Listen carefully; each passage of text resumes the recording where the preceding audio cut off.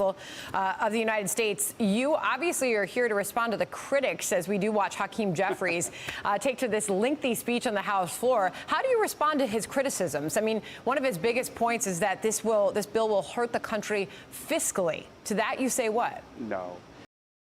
Patriots, listen up. What you're about to hear isn't just another foreign policy update. This isn't CNN spin or another sleepy headline from the mainstream media. No, this is about America standing tall against one of the most dangerous regimes. Unearth the Iranian dictatorship. After 12 days of precision U.S. airstrikes, 3 Iranian nuclear sites are gone, and now the world is watching.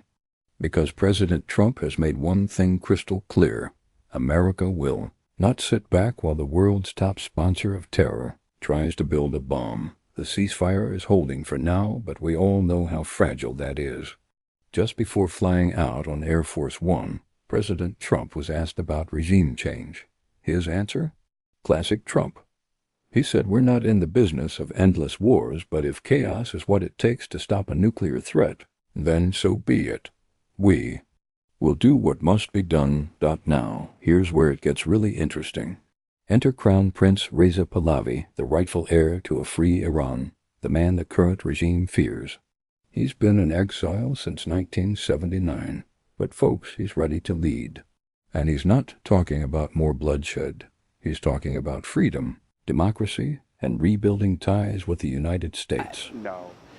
What I'm saying is that he's engaged right now in a truly senseless and futile effort to stop a bill that's going to pass. And by doing that, he's showing that he supports the biggest tax hike in history. He supports insecure borders. He supports basically putting millions and millions of people out of work because of the biggest tax hike in history. Talk about losing health insurance and deals with the devil. This position that the Democrats are taking is completely economically indefensible. And they haven't, think about it this way, they haven't had one person vote for the bill. And so they're all on the record now saying, hey, you know what? Your overtime, I want to tax it. Your tips, I want to tax them. Your Social Security benefits, I want to tax them. Your border, I want it wide open. I just can't believe that the party has fallen so far away from the party that, Bill Clinton, back when he said that the era of big government is over, well, now it's like the era of socialism has taken over the Democratic Party. So is it your prediction at this hour, as we watch this ongoing speech, and lots of water to get him through it, that this will ultimately make it to the president's desk? It's going to 100% make it to the president's desk. We expect that it'll pass today and that there'll be a big ceremony at the White House tomorrow. So as far as AOC and some of these critics who have been blasting the bill on the floor, Kevin, they have said this is a tax break for billionaires. There are some Republicans also who are saying, I'll vote for it, but they concede that it's not perfect. Mike Herodopoulos out of Florida admits, if we're looking for perfect, you're in the wrong town. So how do you address those critics? I mean, at some point, right, we're talking about angels on the head of a pin or something. This is as good a bill as I've ever seen. This is the best, most beautiful tax bill in American history. There isn't even a second place that's close because it's going to create so many jobs. It's going to add $10,000 into the pockets of the typical American family. It's going to put millions and millions of more people to work. And it's going to help seniors who want to make a little more money than their Social Security is giving them right now work a little bit part-time and have more money in their pockets as well. Okay, so every single thing about this bill is like supercharging the economy. And you don't really have to believe me, Sandra. Just look at the data today.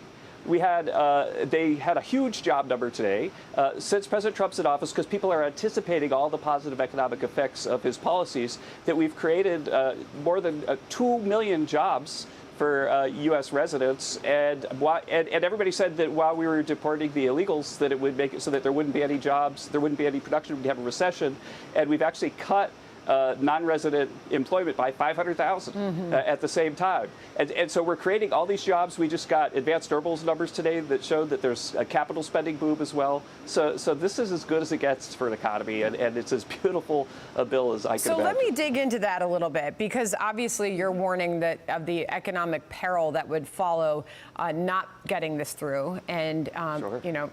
those tax cuts not remaining in place.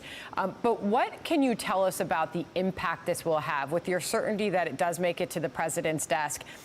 You know, I still see that since Election Day, gas prices are still up 2.7%. Since Inauguration Day, gas prices are up 2%. Will this result in lowering prices? I mean, you go back to Election Day, and one of the number one concerns of the American people has been inflation and high prices and wage growth. Can you promise the American people that this will ultimately improve their economic status and their economic, comfort here in this country? For sure. And the way to think about it, and happy to come on next week with the chart, that if you look at every single measure of inflation has gone down sharply since President Trump took office. And in fact, the most recent runs are below the 2% target of the Federal Reserve after getting, 9% inflation from Joe Biden. And you can say, well, why is it that inflation is going down so much? It's because what President Trump's doing is he's creating a supply explosion. And when you have a supply explosion, then there are more goods and the price of goods goes down. And so inflation is way, way down. And it's not just, a macroeconomic thing. You might have seen that the president tweeted that Waffle House has taken off the surcharge on eggs, because even egg prices have gone down, despite, coming in with the avian flu problem that we inherited from Joe Biden. All right, so leave us off with a thought here. As I can imagine, there are lawmakers who are still watching Hakeem Jeffries on the House floor. He's still going. I can't imagine anyone still watching. I mean, well, we've got to cover it. We came in today, right? It's July 3rd. There's got to be some planes to catch. Just leave us off, I guess, with, Speaker Johnson is saying that Republicans now, even the skeptical Republicans, are now excited to pass this. Can you give us a characterization of what you're hearing? Yeah, and what I'm hearing is that I was in the Oval with the president late in the afternoon, and I don't think I've ever seen a president work harder than he worked yesterday. He talked to just about everybody in the House and went over the benefits of the bill. And I think by the end of the day, there was a massive amount of enthusiasm for the bill, even for the folks who were skeptical, like the Freedom Caucus. But also don't forget that it's the job of the legislators to fight for the things that they believe in, but there's a lot of them. And so sometimes they disagree. But in the end, Speaker Johnson and Majority Leader Thune have driven an incredible process forward. They've gotten enough agreement that we've got a historic new law, and it's something to celebrate on this 4th of July. All right, so I heard you say you'll come back next week. We'll take you up on that, and we'll follow up on this. All right. Kevin, always a pleasure. Thanks so much for coming on. Thanks, Sandra. All right. Let me break this down in 10 straight shooting facts, because this interview should have been front page news. America hit hard and fast 3 nuclear sites gone. No apologies given. And that's exactly how you deal with tyrants. Trump isn't backing down. He's not playing global police, but he's drawing red lines, and this regime crossed it. The exiled prince sees a future for Iran, not one built on terror, but on freedom and economic prosperity. He remembers the old Iran, the one that worked with America, not against us. That Iran can rise again. Iranians are fed up. They're tired of living under repression and shouting death to America when what they really want is partnership. The regime is collapsing. The people are rising. This isn't fantasy, it's happening in real time. There's a roadmap to rebuild. And unlike Iraq, the prince has a plan to avoid chaos and install real democracy. He's calling on the military and bureaucrats inside Iran to defect, to help restore order and transition power. He warned us about Russia, China, and North Korea. These enemies are arming Iran and betting on our silence. And finally, his message to you, America. Iranians are not your enemy. The regime is, and when the dust settles, a free Iran will stand beside us. Now, let me be clear. This isn't about imperialism. It's not about oil. It's not about war for profit. This is about making sure radical regimes don't get nuclear weapons. And this man, Reza Pahlavi, he's speaking truth. This isn't some radical Islamist shouting anti-West slogans. This is a man saying, we want what you have, freedom, democracy, peace. That's powerful. That's the kind of ally we want in the Middle East. Not some mullah screaming death chants from a balcony. So what do?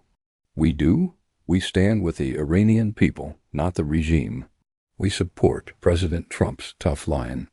And we keep our eyes open, because the mainstream media won't tell this story.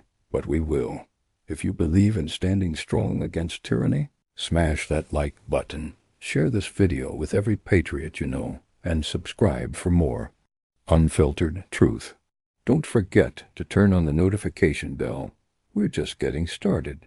God bless America, and God bless the people of Iran fighting for their freedom.